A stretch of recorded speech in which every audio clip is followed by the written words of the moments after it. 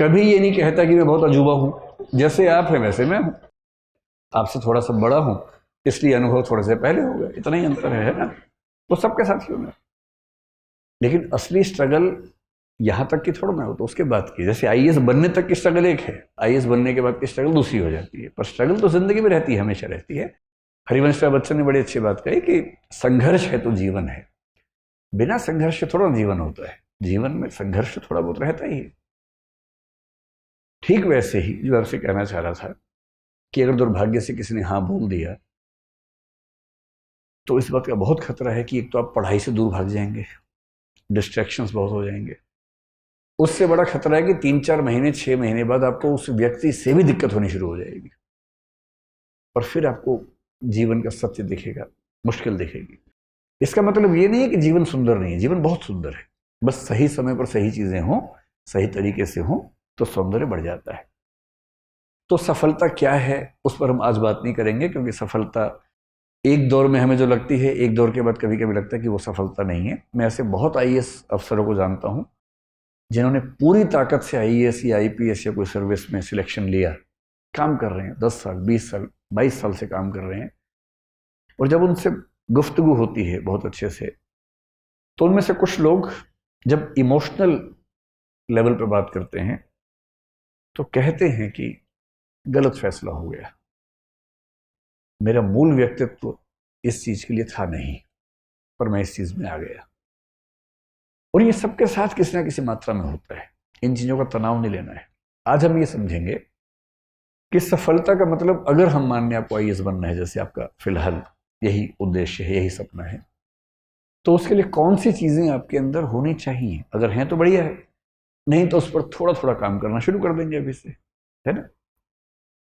तो हम आईएएस को भी दिमाग में रख के बात करेंगे, लेकिन सिर्फ आईएएस की बात नहीं करेंगे, और भी चीजें दुनिया में हैं उनको भी ध्यान रख के बात करेंगे। एक क्षमता होती है जिसको बोलते हैं आईक्यू। सुना आपने क्या होता है? ये आई क्यों नहीं है, आईक्यू है ना। ठीक है, आईक्यू, इसकी फुल फॉर्म क्या होती है? Intelligence quotient. कोशिएंट क्या होता है? कोशिएंट का मोटा मोटा मतलब समझ लीजिए कि किसी चीज की वैल्यू कितनी है, किसी रेफरेंस में किसी चीज की वैल्यू, किसी चीज की मात्रा, क्वांटिटी कितनी है, उसको बोलते हैं कोशिएंट। ठीक है। आईक्यू का सरल भाषा में मतलब है कि आप कितने तार्किक व्यक्ति हैं, आप कितने बौद्धिक व्यक्ति हैं, आपकी जो तार्किकता है, रैशनैलिटी है, आपकी जो रीजनिंग की कैपेसिटी है, लॉजिक की कैपेसिटी है, लॉजिक, रीजनिंग, ये सब शब्द लगभग मिलते जुलते हैं। ये क्षमता कितनी है आपके अंदर? और दुनिया के इतिहास में ऐसा कई लोगों ने माना कि सबसे सफल व्यक्ति वही है जिसके अंदर तार्किक क्षमताएं ज्यादा है। कुछ हद तक ये बात ठीक भी है, क्योंकि अगर आप तार्किक ज्यादा हैं तो आपके डिसीजन मेकिंग कैपेसिटी बेहतर होगी, जो कि डीएम में होनी भी चाहिए। डीएम में क्या है? डिसीजन मेकिंग है ना। क्योंकि फैसले कर रहे हैं, और आपका फैसला केवल आपके बारे में नहीं है, पूरे जिले की जिंदगी के बारे में। 12, 14, 15 साल की सर्विस के बाद आप पूरे राज्य के स्तर पर प्रभावित करने लगते हैं समाज को। और यदि आप सेंटर की डेपुटेशन पर आ गए और 25-28 साल की सर्विस कर चुके हैं, तो आपकी कलम पूरे देश की नियति तय करती है। इसलिए बहुत जरूरी है कि आप सोच समझ कर फैसले करें।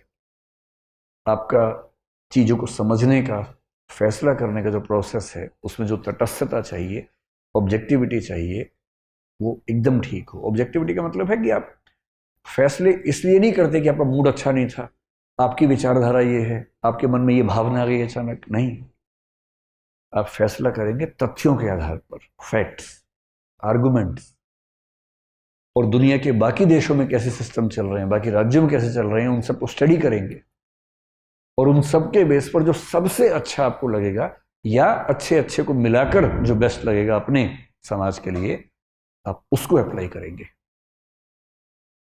ये जो पूरी क्षमता है, इसको बोलते हैं इंटेलिजेंस कोशिएंट। और हम मानते हैं कि बिना इंटेलिजेंस की सुपीरियोरिटी के आप सचमुच कम से कम सिविल सेवाओं में तो ना जा सकते हैं, ना शानदार परफॉर्म कर सकते हैं। कुछ ऐसे लोग हैं जो संयोग से किसी तुक्के से सिलेक्ट हो भी गए कभी, तो वो अच्छे परफॉर्मर नहीं हो पाते। आप एक जिला ठीक से नहीं संभालेंगे, एक दुर्घटना करवा देंगे तो आपको अगला जिला मिलेगा ही नहीं। फिर आपको सचिवालय में कोई ऐसी पोस्ट देंगे जिस पोस्ट की वैल्यू बहुत कम होती है। और IAS IPS के हर सर्विस में कुछ ऐसी पोस्ट रखी जाती हैं ताकि ऐसे लोग जो सरकार के साथ संगति में नहीं है या जिनकी कॉम्पिटेंस कम है, उन्हें वहां सेट कर दें। वो केस ना कर सके कि मुझे मेरे पद के अनुसार नहीं कुछ दिया गया, तो उनके लेवल पे पद बना के रखते हैं शंटिंग करने के लिए कि चुपचाप यहाँ बैठे रहो, नुकसान मत करो कम से कम। IQ अच्छा होना किसके लिए जरूरी है? जैसे अगर आपको फिलोसफर बनना हो तो बहुत अच्छे IQ के बिना नहीं बन सकते। किसी का IQ अगर 90 से 110 के बीच में है तो मानते हैं कि सामान्य बुद्धि का व्यक्ति है, एवरेज, ठीक है। मतलब अगर आप IAS बनना चाहते हैं तो जनरली हम मानते हैं कि 120 140 के बीच में अगर IQ है तो आप ठीक है, बढ़िया है। 140 प्लस IQ किसी का हो तो इसका मतलब गिफ्टेड व्यक्ति है, बड़ी बात है। किसी किसी का IQ 200 भी होता है, एक दो व्यक्तियों को 250 के ऊपर भी देखा गया है इतिहास में, जो कि बहुत रेयर बात है।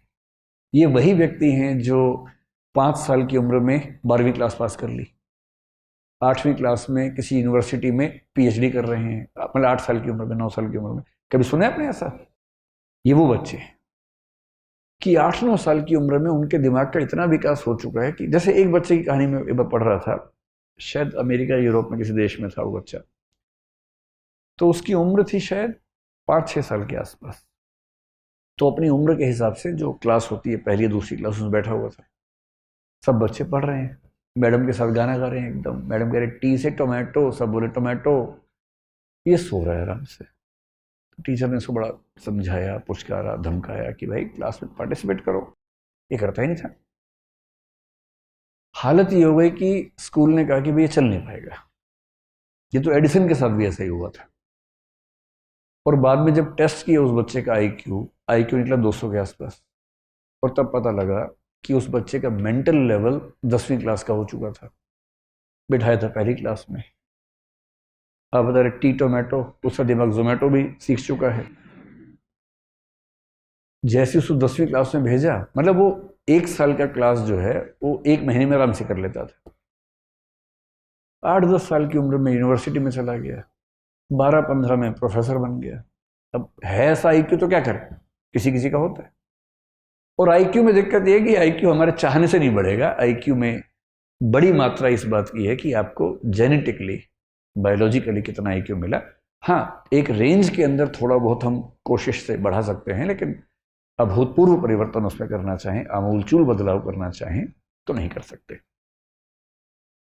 तो अगर आपको मैथमेटिशियन बनना हो, जैसे रामानुजम का नाम आपने सुना होगा, है ना, तो रामानुजम होने की शर्त है कि आपका IQ बहुत ही खतरनाक स्तर पे होना चाहिए। बड़ा साइंटिस्ट बनना हो APJ अब्दुल कलाम जैसा, तो आपका IQ बहुत खतरनाक होना चाहिए। या न्यूटन या आइंस्टीन बनना हो तो IQ चाहिए बहुत ही खतरनाक। फिलोसफर बनना हो बहुत खतरनाक, जैसे हम भारत में शंकराचार्य का जिक्र करते हैं,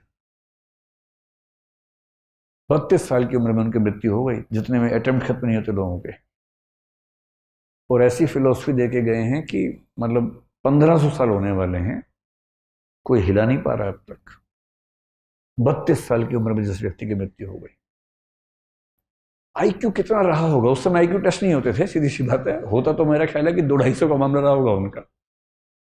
जब IQ बहुत तेज होता है ना, आप इतना तार्किक सोचते हैं, इतना दूर का सोचते हैं, इतना तेज सोचते हैं कि फिर आपके साथ काम करने में सबको मजा आता है। और PM क्यों नहीं चाहेगा कि उनके पास ऐसा एक चीफ सेक्रेटरी हो या ऐसा कैबिनेट सेक्रेटरी हो जिसका IQ बहुत शार्प हो, बात कहने से पहले समझ जाता हो, बात पूरी होते होते सॉल्यूशन सामने लाके दे देता हो कि ये सॉल्यूशन है इस चीज का। PM कह रहे हैं कि मैं 4 फैक्टर सोच पा रहा हूँ, क्या नहीं सर 18 फैक्टर्स हैं, ये 18 फैक्टर्स हैं, इनके बीच में ये मैट्रिक्स है, ये सॉल्यूशन बेस्ट है। और PM गदगद है कि वाह यार क्या आदमी है। तो एक चीज सफलता में IQ है। तो एक पक्ष तो ये हो गया। अब IQ से अगर आगे निकलें और देखें कि कौन सी दूसरी चीज है जिस पर आपको गौर करना है, और वो चीज जिसको आप अपने हिसाब से मैनेज कर सकते हैं, एक शब्द आपने सुना होगा, इमोशनल इंटेलिजेंस। कुछ लोग इसको EQ भी आजकल कहने लग गए हैं, इमोशनल इंटेलिजेंस या इमोशनल कोशिएंट।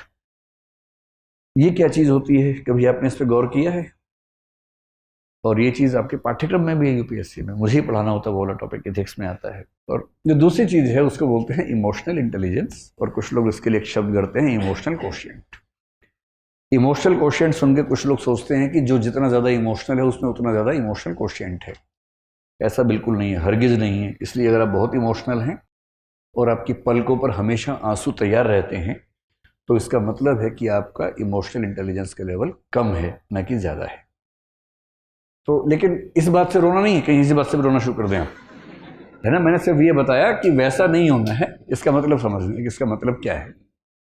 आप में से कितने ऐसे बच्चे हैं जो मतलब जरा सा कुछ हो और खटाक से आंसू निकलने लग जाते हैं? हाथ खड़ा करो, शर्मा मत, एकदम शर्माने का कोई मामला है नहीं। बहुत बढ़िया।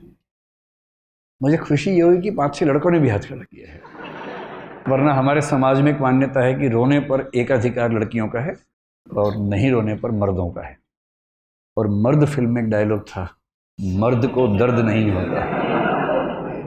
उस एक डायलॉग ने भारतीय समाज से जितना नुकसान किया है ना, तो बहुत भारी नुकसान कर दिया। उसके बाद से सारे मर्द अंदर दर्द हो रहा है और ये नौटंकी करते करते घूम रहे हैं कि दर्द